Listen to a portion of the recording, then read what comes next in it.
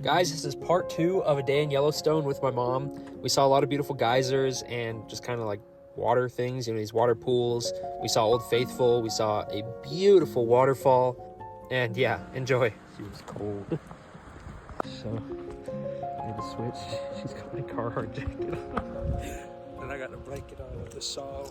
You see the billowing smoke. There's like just somewhere in it.